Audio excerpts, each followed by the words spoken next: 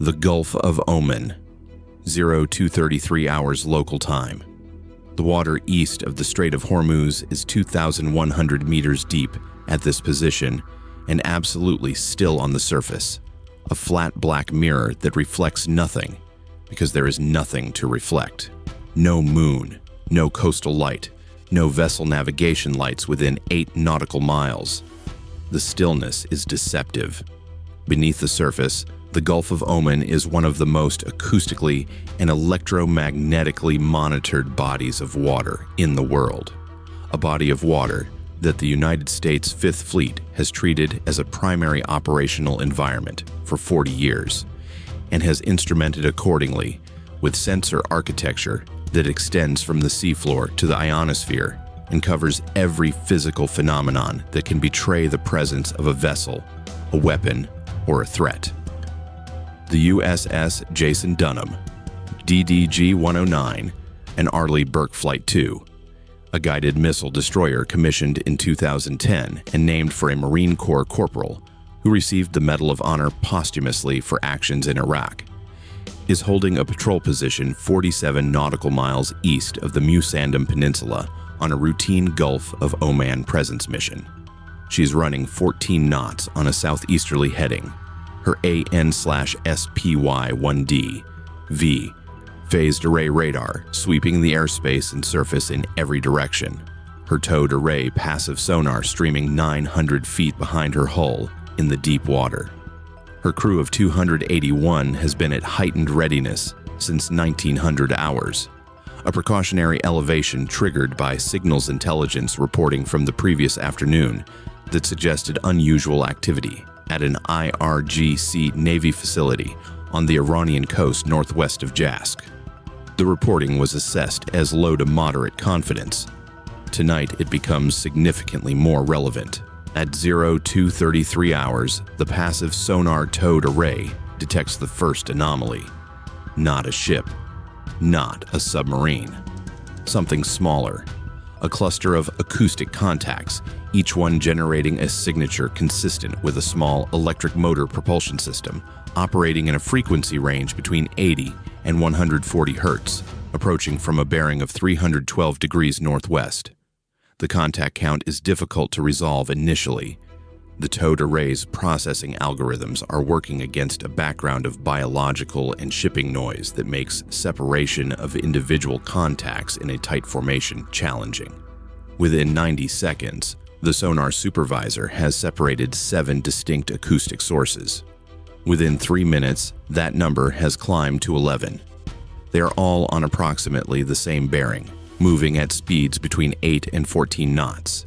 At depths, the sonar processing estimates between 3 and 8 meters below the surface. These are not fish. These are not debris.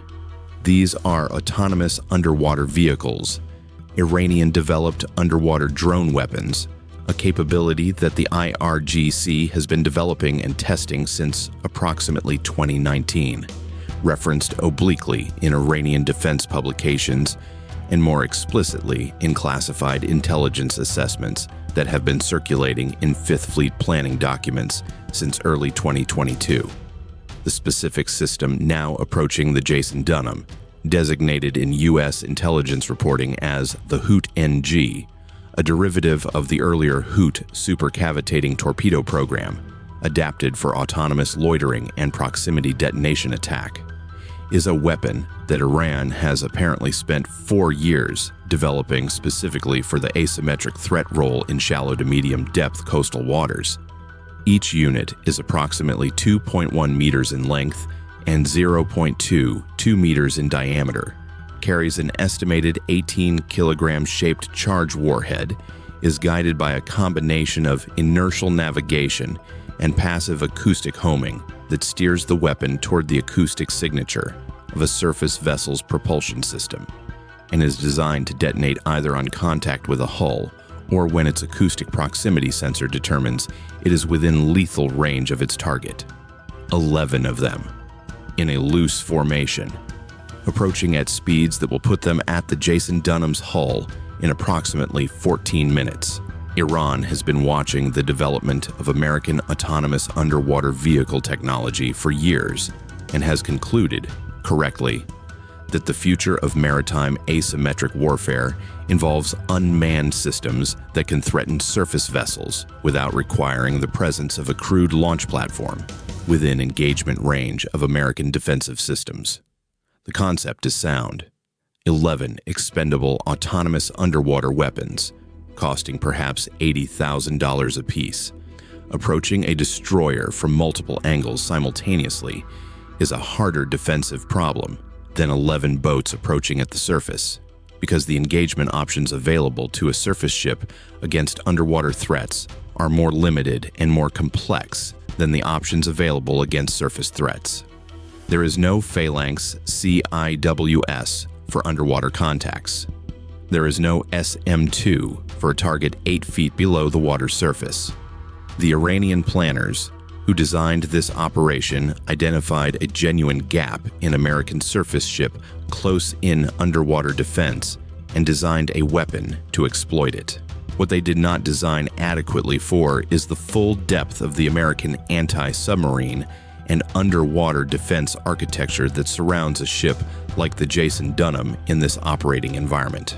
At 0236 hours, 3 minutes after the first passive sonar contact, the Jason Dunham's commanding officer has been in the CIC for 90 seconds and has reviewed the towed array data, the sonar supervisor's assessment, and the intelligence reporting from the previous afternoon.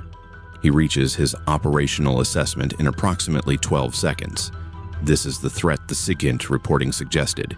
It is real, it is approaching, and he has 14 minutes to address it before the lead contacts reach hull range. He reaches for the command handset and authorizes 3 immediate actions: full active sonar operation, helicopter launch, and transmission of the contact report to 5th Fleet and to every surface and subsurface asset within 50 nautical miles via the Link 16 tactical data link. The AN/SQS-53C hull-mounted active sonar, a 24-element transducer array mounted in the Jason Dunham's bow dome, capable of generating pulsed and continuous wave transmissions in the medium frequency band, goes to full active at 0236 hours and 44 seconds. The first active transmission illuminates the water in a 360-degree pattern at a power level that the sonar supervisor describes, accurately, as loud. The returns begin populating the sonar display within seconds. 11 separate contacts, now precisely located, their ranges, bearings, and approximate velocities resolved with a clarity that the passive array could not achieve. The closest contact is 7.4 nautical miles northwest of the ship. The farthest is 10.1 nautical miles. They are not in a perfect formation. There is lateral dispersion of approximately 1.8 nautical miles across the front of the approaching group, but they are clearly converging on the Jason Dunham's position. The active sonar pulse has a secondary effect that the Iranian planners may not have fully accounted for. It announces to the approaching underwater drones that they have been detected. The Hoot-NG's passive acoustic homing seeker, designed to guide the weapon toward the low-frequency noise of a ship's propulsion plant, is also sensitive to active sonar transmissions in the medium-frequency band, not because the weapon was designed to respond to active sonar, but because its acoustic processing hardware is broadband, and the 53C's active transmissions are well within its detection range. Whether the approaching weapons have any programmed response to active sonar detection, a terminal sprint mode, an evasive maneuver algorithm, or a proximity detonation override, is not known to the Jason Dunham's crew. They proceed as if the drones will adapt, because assuming otherwise would be tactically irresponsible. At 0237 hours, the MH-60R Seahawks helicopter, callsign Hunter 1, launches from the Jason Dunham's flight deck. This aircraft, the Navy's primary multi-mission helicopter, carries an AN/AQS-22 airborne low-frequency sonar dipping system, AN/APY-76 surface search radar, and Mark 54 Mod 1 lightweight torpedoes on its weapons pylons. The Mark 54 a 323mm torpedo specifically designed for shallow to medium water, anti-submarine, and anti-underwater vehicle operations. Has a seeker system combining active and passive acoustic modes, a 43-kilogram PBXN-103 warhead, and a closing speed of 40 knots. It was not designed specifically for autonomous underwater drones of the Hoot-NG type, but the acoustic seeker's target discrimination logic, which identifies contacts based on their propulsion noise signature, hydrodynamic profile, and depth band, is capable of acquiring and homing on a small electric motor-driven underwater vehicle in the size range of the Hoot-NG, particularly when the weapon is guided to the contact's vicinity by the ship's sonar solution and instructed to search within a defined datum. The Mark 54 can find these contacts. The question is, how many it can engage in the available time. Hunter 1 is at 400 feet altitude, moving northwest at 130 knots toward the contact group, when her crew receives the sonar contact positions via the data link at 0238 hours. The pilot executes a direct intercept toward the lead contact cluster. 4 of the 11 drones that are running slightly ahead of the main group. At 0241 hours, Hunter 1 dips her AN/AQS-22 sonar transducer into the water 1.2 nautical miles ahead of the lead drone cluster and gets immediate active contact on 3 of the 4.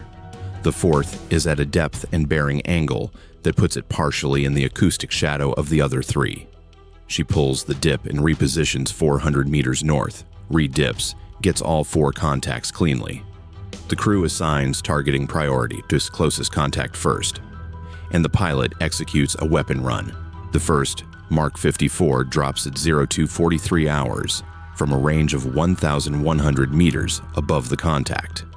The torpedo enters the water, its motor activates, and the active sonar seeker begins pinging in the close-range acquisition mode. It acquires the lead drone contact at 0243 hours and 14 seconds. 14 seconds after water entry, at a range of 340 meters. The drone's propulsion motor is a clear acoustic source against the background. The Mark 54 homes in 22 seconds. Impact. The 43-kilogram warhead detonates against a 2.1-meter drone that was never designed to survive a direct hit from a torpedo warhead. The drone is completely incapacitated. Its hull, guidance system, and warhead are rendered inoperable in the detonation event. 1 contact eliminated from the threat picture. Hunter 1 expends her second Mark 54 at 0244 hours against the second lead contact. Third Mark 54 at 0246 hours.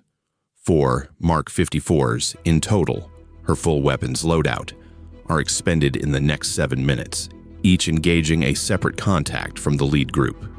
4 contacts eliminated.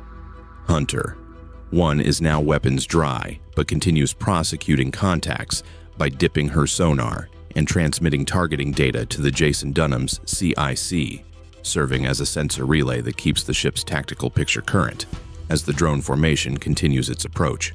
At 0244 hours, a second asset enters the engagement. USS Monsoon, PC-4, a Cyclone-class patrol craft that had been operating 31 nautical miles southeast of the Jason Dunham on a counter-interdiction patrol, received the contact report via Link 16 at 0237 hours and immediately turned northwest at 35 knots. She is now 14 nautical miles southeast of the Jason Dunham and closing. The Cyclone class carries no dedicated anti-submarine weapons, but she carries something that is immediately relevant: a crew-operated Mark 32 surface vessel torpedo system, 2 triple-tube torpedo launchers, each capable of firing the Mark 46 Mod 5 lightweight torpedo. The Mark 46 is an older system than the Mark 54, but against a slow-moving electric motor drone at shallow depth, its active acoustic seeker is entirely adequate. The Monsoon fires two Mark 46 at 02:49 hours from a range of 3.8 nautical miles, targeted on two contacts that the Jason Dunham sonar has designated as secondary priority, both in the central band of the drone formation, running at approximately 11 knots and 5 meters depth. Both Mark 46 acquire their targets and achieve intercept within 90 seconds of launch. The Jason Dunham herself engages at 02:47 hours using the AN/SQQ-89A underwater weapon system, a combined sonar and torpedo fire control system that integrates the hull-mounted active sonar, the towed array, and the ship's Mark 32 torpedo launchers into a unified underwater engagement architecture. The Jason Dunham fires two Mark 54 torpedoes from her own Mark 32 launcher against two contacts designated as the highest remaining threat.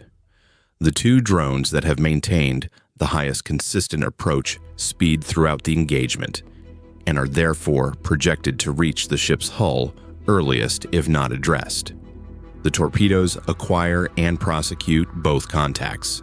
Two more drones are rendered inoperable at 02:50 hours and 02:51 hours. At 02:53 hours, 20 minutes after the first passive sonar contact, the tactical picture shows the following. 11 autonomous underwater drones were detected approaching the Jason Dunham. 9 have been engaged and incapacitated by a combination of Hunter 1's Mark 54 torpedoes, Monsoon's Mark 46 torpedoes, and the Jason Dunham's own Mark 54s. 2 contacts remain, both in the western fringe of the original formation, running at lower speeds, now at ranges of approximately 2.1 and 2.8 nautical miles from the ship. The Jason Dunham maneuvers a combination of speed increase to 28 knots and a course change of 40 degrees to starboard to open the range from the remaining contacts while the second helicopter launch is expedited. At 02:56 hours, the Jason Dunham's second MH-60R Hunter 2, which had been spotted on the flight deck with a Mark 54 loadout since the engagement began, launches and is on scene with the two remaining contacts within 4 minutes. Hunter 2 dips, acquires, and engages both contacts sequentially, expending 2 Mark 54 torpedoes. The last contact is rendered inoperable at 03:02 hours, 29 minutes after the first passive sonar detection. 11 drones detected, 11 incapacitated. The Jason Dunham has not been struck by any weapon. Her crew has not sustained a single casualty. Now, let us address the strategic concept that Iran attempted to execute tonight, because the failure of this operation is instructive far beyond the simple arithmetic of 11 drones and 11 intercepts. The autonomous underwater drone swarm is a genuinely innovative asymmetric concept. Iran identified a real limitation in American surface ship defenses: the absence of a close-in weapon system designed for the specific problem of multiple small underwater contacts approaching simultaneously at short range, and developed a weapon intended to exploit that limitation. The Hoot-NG represents genuine investment in autonomous underwater systems, acoustic homing guidance, and the miniaturization of explosive warheads into a package small enough to be deployed in quantity from a concealed surface or subsurface launch platform. This is not a trivial engineering achievement, and it reflects a serious attempt to find the gaps in the American defensive architecture. The gap that Iranian planners identified is real. An Arleigh Burke-class destroyer is not equipped with a phalanx equivalent for underwater threats. Its torpedo tubes require manual targeting and have a reload time measured in minutes. Its hull-mounted sonar, while capable, is optimized for submarine detection at longer ranges, rather than the close-in, shallow-depth, small contact discrimination problem that 11 2-meter drones at 8 meters depth present.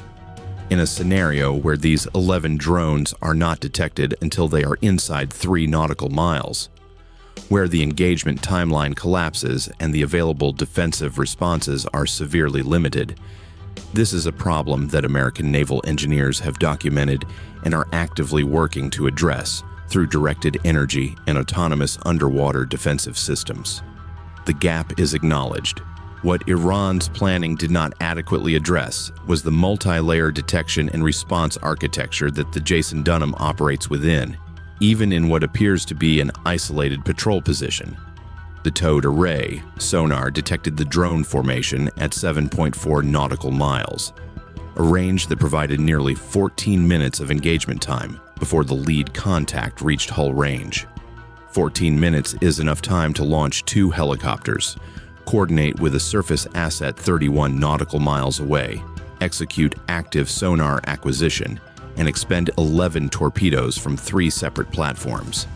The detection range advantage, the ability to find these contacts at 7.4 miles rather than 2 miles, is the operational variable that converted an Iranian advantage into an American solution. If those drones had been detected at 2 nautical miles, the engagement would have been significantly more challenging. They were not detected at 2 miles. They were detected at 7.4 miles by a towed array system that was deployed specifically because the signals intelligence reporting from the previous afternoon suggested a potential maritime threat, and by a crew that was at heightened readiness for exactly this scenario. The launch platform for these 11 drones, an IRGC Navy vessel operating in the Iranian coastal waters northwest of Jask, presumably a modified fast patrol boat or a purpose-built drone tender, launched and withdrew before the Jason Dunham's response could be directed against it. This is by design. The drone swarm is a standoff weapon, allowing the launch platform to operate beyond the range where the Jason Dunham's own weapons could prosecute it. The launch platform was identified in a subsequent P-8A surveillance pass at 0341 hours. Its position logged, its track analyzed. It returned to the Jask facility at 0418 hours. It will be watched. It will be tracked. It will not operate in these waters without American awareness of its presence, its activities, and its capabilities. There's a larger point about autonomous systems that the outcome of tonight's engagement illustrates. The drone swarm concept assumes that autonomous weapons, by virtue of their numbers and their independence from a crewed launch platform, present a targeting problem that outpaces the defender's ability to respond. This assumption has been tested in aerial drone warfare and found to be partially correct against undefended or lightly defended targets. Against a naval task group with layered sonar coverage, helicopter-delivered torpedo capability, multi-ship coordination via tactical data link, and crews specifically trained and equipped for the underwater threat scenario, the assumption fails.